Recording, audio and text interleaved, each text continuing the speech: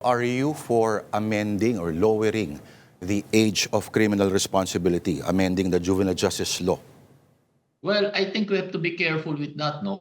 We have to listen to professionals, child psychologists, psychiatrists too. At pag lower ng age, I think it should be qualified, no? If you're talking of a heinous crime, like, let's look at this. Kung hindi mga minor to, you can actually call it a terroristic act.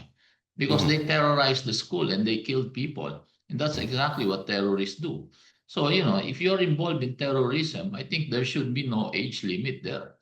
And if you are involved in what do you call this, a heinous crime, and the fact that it was premeditated or sinasabi nga nila that there was some sort of knowledge and yan titignan nila mabuti yan. Kaya kailangan i-qualify.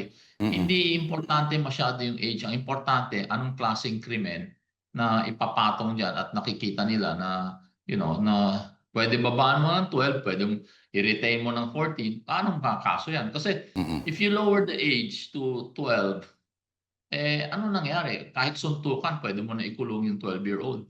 Suntukan lang yung nangyari. So ito, i-qualify mo dapat yung ano yung kaso.